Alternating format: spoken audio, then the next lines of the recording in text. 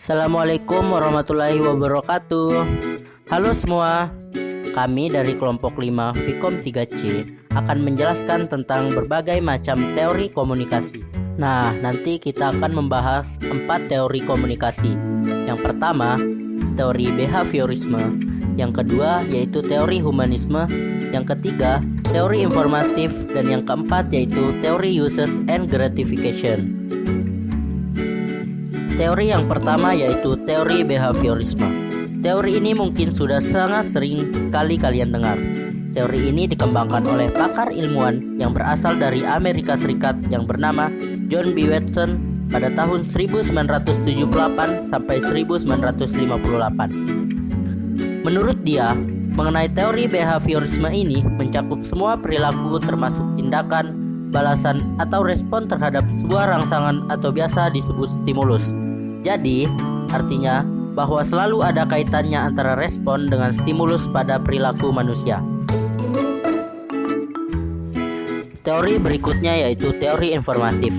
Teori ini dikembangkan oleh Shannon dan juga Weaver pada tahun 1949.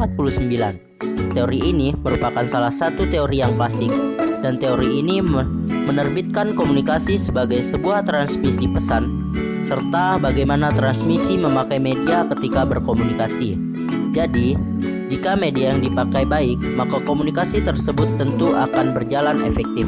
Dan begitu juga sebaliknya, jika sinyal media itu tidak baik, maka komunikasi juga tidak akan berjalan bagus. Yang berikutnya yaitu teori humanisme. Teori humanisme ini dikembangkan oleh Nick Mill pada tahun 1977. Pada dasarnya, teori ini merupakan teori belajar yang bertujuan untuk memanusiakan manusia. Teori ini juga tidak jauh dari pendidikan yang fokus mengenai bagaimana bisa menghasilkan sesuatu yang efektif, serta bagaimana cara belajar yang dapat meningkatkan kreativitas dan juga memanfaatkan potensi yang terdapat pada diri seseorang.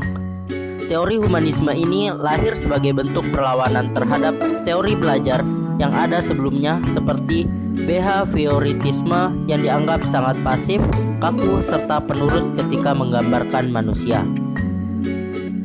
Teori yang terakhir yaitu teori uses and gratification atau biasa disebut pemakaian dan kepuasan.